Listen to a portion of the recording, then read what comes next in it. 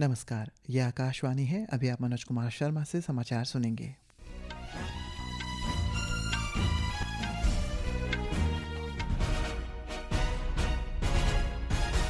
पहले मुख्य समाचार। प्रधानमंत्री नरेंद्र मोदी ने नई दिल्ली में फिलीपींस के राष्ट्रपति मार्कोस जूनियर के साथ द्विपक्षीय वार्ता की। कहा कि भारत फिलीपींस रणनीतिक साझेदारी के स्तर तक संबंधों को बढ़ाने पर सहमत। भारत और फिलीपींस ने रक्षा, डिजिटल प्रौद्योगिकी, अंतरिक्ष, समुद्री सहयोग, पर्यटन और सांस्कृतिक आदान प्रदान सहित विभिन्न क्षेत्रों में 9 समझौता ज्ञापनों MOU पर हस्ताक्षर किए। बिहार में विशेष गहन पुनरीक्षण अभियान को लेकर विपक्षी दलों ने संसद के दोनों सदनों में हंगामे के कारण सदन की कार्यवाही दिन भर के लिए स्थगित। राष्ट्रीय जनतांत्रिक गठबंधन के सदस्यों ने ऑपरेशन सिंदूर और ऑपरेशन महादेव की सफलता पर प्रस्ताव पारित किया। IMD ने कल तक केरल और तमिलनाडु के घाट क्षेत्रों में अत्यधिक भारी वर्षा का अनुमान लगाया। इधर ईटानगर मौसम विभाग ने आज अरुणाचल प्रदेश के 14 जिलों के लिए येलो अलर्ट जारी किया है। और उत्तराखंड के उत्तरकाशी जिले के धराली क्षेत्र में बादल फटने से भारी नुकसान की खबरें।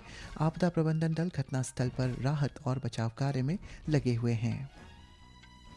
अब समाचार विस्तार से।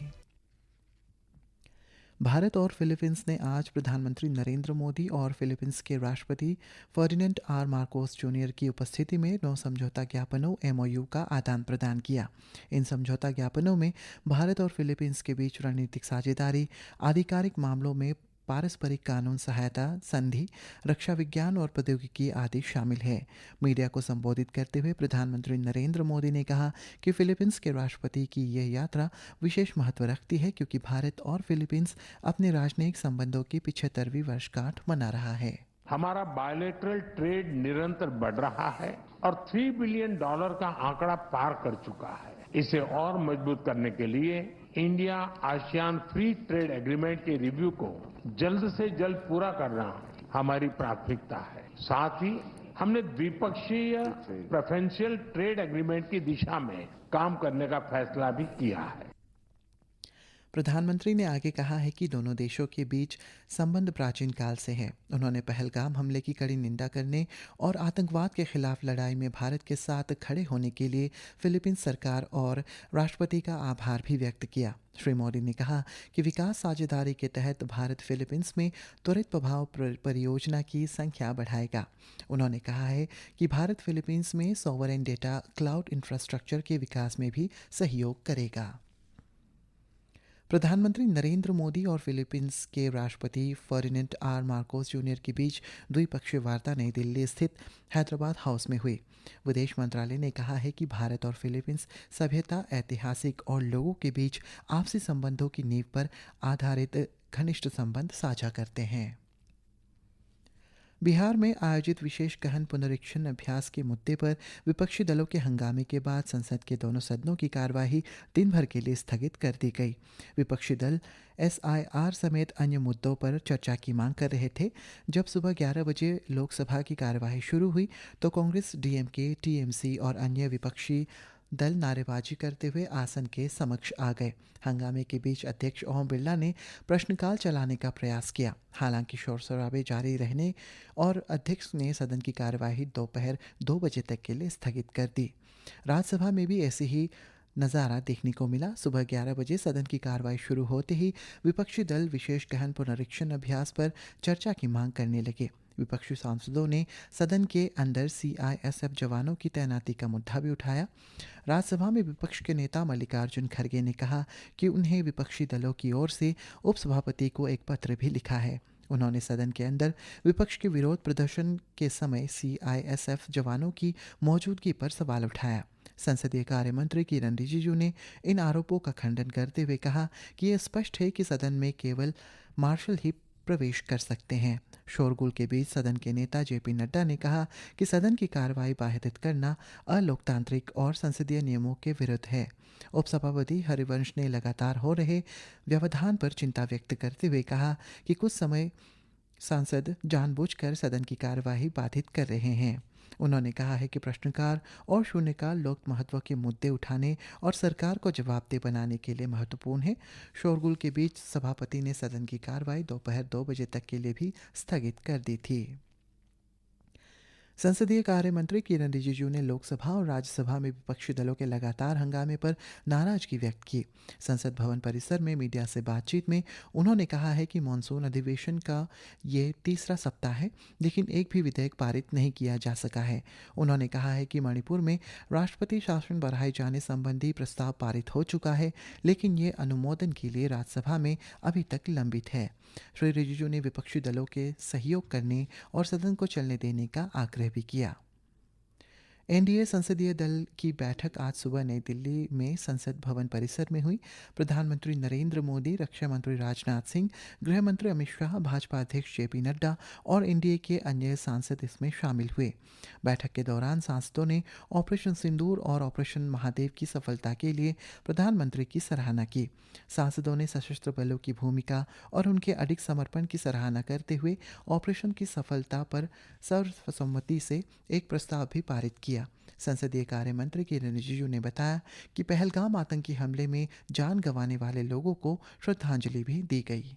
ऑपरेशन सिंदूर का सक्सेसफुल हमारा मिलिट्री एक्शन के बाद फिर ऑपरेशन महादेव का जो सक्सेस है उसको लेकर के एनडीए पार्लियामेंट्री पार्टी ने रेजोल्यूशन पास किया और भारत के सेना को, आर्म फोर्सेस को हमने श्रद्धांजलि दिया, अभिनंदन किया और सराहना करते हुए देश के ओर से हम हमेशा सेना के साथ खड़ा रहेंगे। केंद्रीय आवास और शहरी कार्य मंत्री मनोहर लाल ने आज कहा है कि कर्तव्य भवन को दिल्ली भर में कार्यरत विभिन्न मंत्रालयों और विभागों को एक साथ लाकर दक्षता, नवाचार और सहयोग को बढ़ाने के लिए सोच समझकर डिजाइन किया गया है। नई दिल्ली में उन्होंने बताया कि अत्याधुनिक कार्यालय परिसर लगभग 1.5 लाख वर्ग मीटर में 2 बेसमेंट और 6 मंजिलों में फैला हुआ है। हमारे संवाददाता ने बताया है कि प्रधानमंत्री नरेंद्र मोदी कल नई दिल्ली में कर्तव्य पथ पर नवनिर्मित कर्तव्य भवन का उद्घाटन करेंगे। कर्तव्य भवन सेंट्रल विस्टा परियोजना का ही एक हिस्सा है। ये भवन प्रशासनिक प्रक्रियाओं और शासन की सुव्यवस्था के उद्देश्य से भविष्य में निर्मित होने वाले केंद्रीय सचिवालय भवनों में पहला है। प्रधानमंत्री कार्यालय ने एक बयान में बताया है कि कर्तव्य भवन के निर्माण का उद्देश्य विभिन्न मंत्रालयों और विभागों को साथ लाकर दक्षता, नवाचार और सहयोग को बढ़ावा देना है। वर्तमान में विभिन्न मंत्रालय और विभाग राजधानी दिल्ली के अलग अलग क्षेत्रों में स्थित हैं। कर्तव्य भवन आधुनिक कार्यालय परिसर है जो करीब 1.5 लाख वर्ग मीटर क्षेत्र में फैला है। प्रधानमंत्री कार्यालय ने कहा है कि ये भवन प्रधानमंत्री की परिकल्पना के अनुरूप आधुनिक, कुशल और नागरिक केंद्रित शासन के लिए सरकार की प्रतिबद्धता की प्रमुख उपलब्धि साबित होगा। रईसुद्दीन की रिपोर्ट के साथ समाचार कक्ष से कनकलता। प्रधानमंत्री नरेंद्र मोदी ने आज कहा है कि निरंतर सुधारों और किसान केंद्रित पहलों से कृषि क्षेत्र में तेजी से वृद्धि हुई है। कृषि और किसान कल्याण मंत्री शिवराज सिंह चौहान द्वारा लिखे गए एक लेख को साझा करते हुए श्री मोदी ने इस बात पर प्रकाश डाला कि ये सुधार वर्ष 2047 तक विकसित भारत के निर्माण में महत्वपूर्ण भूमिका निभाएंगे। श्री चौहान ने अपने लेख में कहा कि कृषि न केवल भारतीय अर्थव्यवस्था की रीढ़ है, बल्कि एक आत्मनिर्भर और मजबूत भारत की नींव भी है।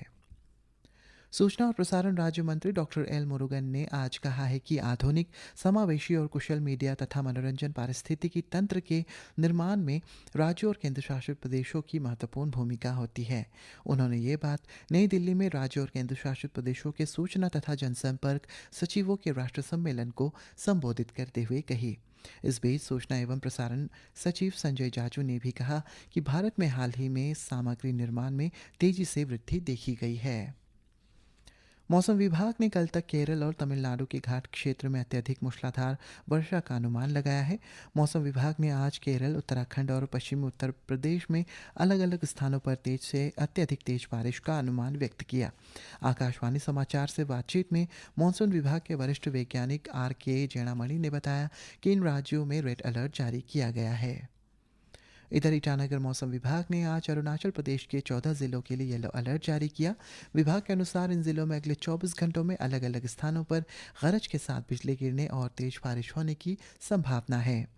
उत्तराखंड के उत्तरकाशी जिले के धराली क्षेत्र में बादल फटने से भारी नुकसान की खबरें हैं। आपदा प्रबंधन दल घटनास्थल पर राहत और बचाव कार्यों में लगे हुए हैं। मुख्यमंत्री पुष्कर सिंह धामी ने घटना पर दुख व्यक्त किया। उन्होंने सोशल मीडिया पोस्ट में कहा कि जिला प्रशासन, भारतीय सेना, राष्ट्रीय आपदा मोचन बल और राज्य आपदा मोचन बल के दल प्रभावित क्षेत्र में राहत और बचाव कार्यों में लगे हुए हैं। गृह मंत्री अमित शाह ने उत्तराखंड के मुख्यमंत्री से उत्तरकाशी के धराली में अचानक आए बाढ़ से संबंधित में बात कर जानकारी प्राप्त की। इसी के साथ ये समाचार बुलेटिन समाप्त हुआ। नमस्कार।